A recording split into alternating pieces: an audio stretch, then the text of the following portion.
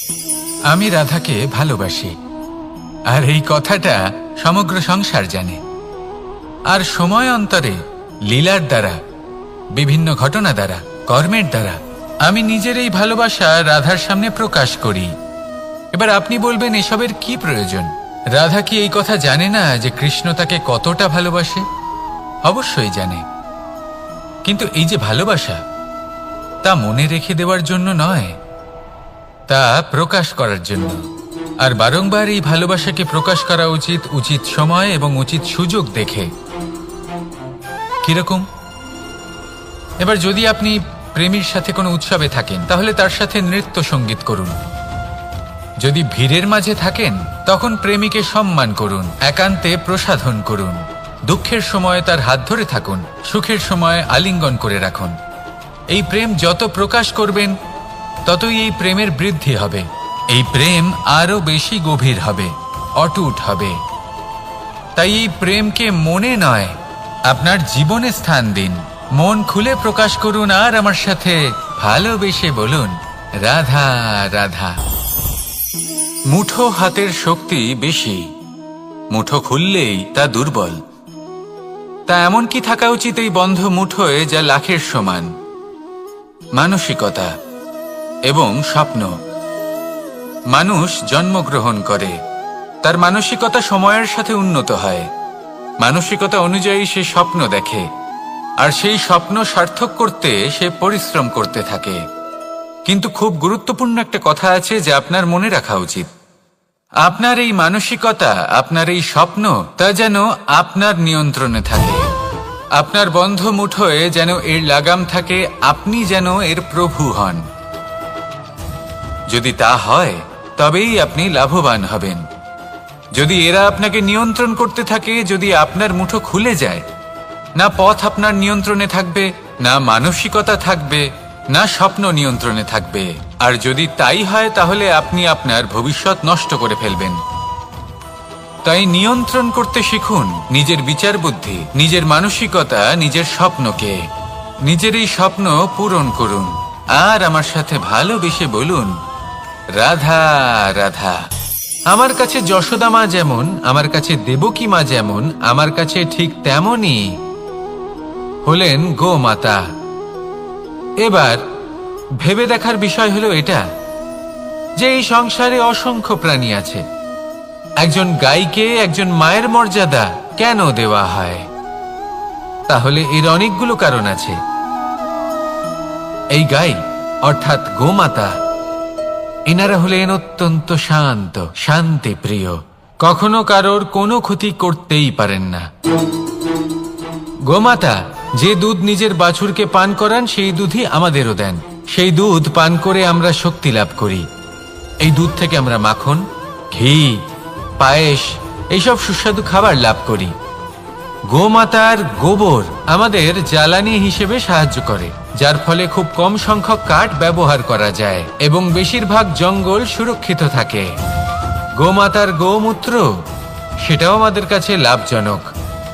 এর দ্বারা আমরা অনেক রোগ থেকে মুক্তি লাভ করতে পারি। গোমাতা যখন একটি বাছুরকে জন্ম দেন, তখন সেই বড় হয়ে আমাদের ক্ষেত কর্ষণ করে। সেই জন্য গাইকেও জীবনে মায়ের মর্যাদা দেবেন। যতটা সম্ভব তাকে সেবা করুন এবং ভালোবেসে তাকে পালন করুন। এই মন নিজে থেকেই প্রসন্ন হয়ে বলবে, রাধা রাধা। চলতে থাকা, থেমে যাওয়া, বিশ্রাম নেওয়া, তারপর দম নিয়ে পুনরায় দাঁড়িয়ে পড়া, আর তারপর আবার সেই পথ চলা। এটা জীবনের অভিন্ন এক অঙ্গ, এটার থেকে আপনি পালাতে পারবেন না।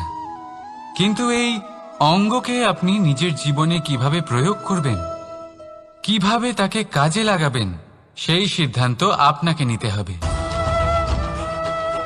যারা হেরে যান তারাও জীবনে থমকে যান, আবার যারা জেতেন তারাও দাঁড়িয়ে পড়েন। যারা হেরে যান তারা হাঁপিয়ে দাঁড়িয়ে পড়েন, যারা জিতে যান তারা দাঁড়িয়ে পড়েন সেই সর্বোচ্চ স্তরে পৌঁছে গিয়ে। এবার দাঁড়াতে তো আপনাকে হবেই, তা হতেই হবে।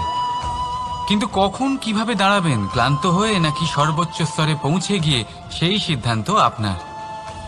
অবশ্যই দাঁড়িয়ে পড়ুন, কিন্তু ক্লান্ত হয়ে নয়, কারণ আপনাকে পুনরায় দাঁড়িয়ে পড়তে হবে, পুনরায় যাত্রাপথে এগোতে হবে এবং সর্বোচ্চ স্তরে পৌঁছতেই হবে।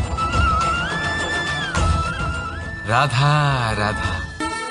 স্বপ্ন, আমরা জীবনে স্বপ্ন দেখতে থাকি, সেটা পূরণ করার পূর্ণ প্রয়াস করে থাকি, কিন্তু এই স্বপ্ন পূরণ না হওয়ার পরিস্থিতিতে আমরা ভেঙে পড়ি, ছিন্ন বিচ্ছিন্ন হই, আর তারপরেই বোঝা আমরা আগামী প্রজন্মের ওপর রীতিমতো চাপিয়ে দিই।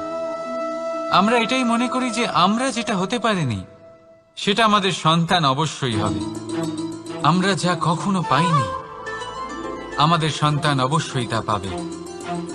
এটা যে অনুচিত সেটা আমরা ভাবি না, কিন্তু এটা ভুল, আর এই ভুল আমরা সকলেই করে থাকি।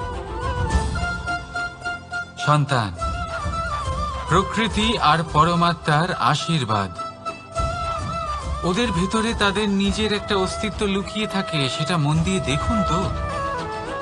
আপনি শুধু ওই সন্তানকে জন্ম দিয়েছেন, কিন্তু ওর জীবন আপনার নয়।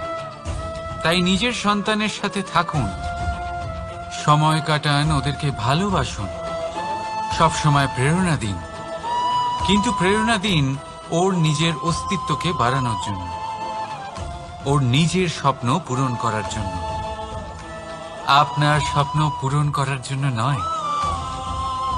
ওদের অস্তিত্বকে পূর্ণাঙ্গে বৃদ্ধি পেতে দিন। রাধা রাধা। এই পুকুর দেখছেন আপনি, পুকুরের জল কখনো প্রবাহিত হয় না, একই স্থানে জমে থাকে, আর সেই কারণে কিছুদিন পর ময়লা হতে শুরু করে, কিন্তু তাও আমরা একে ত্যাগ করি না, আমরা তবুও একে পুজো করি। শুধুমাত্র এই কারণে নয় যে অতীতে সে আমাদের তৃষ্ণা মিটিয়েছে, কিন্তু এই কারণেও যে যদিও বা সে ভবিষ্যতে আমাদের তৃষ্ণা না মেটায়, কিন্তু প্রয়োজন হলে আগুন অবশ্যই নেভাতে পারে।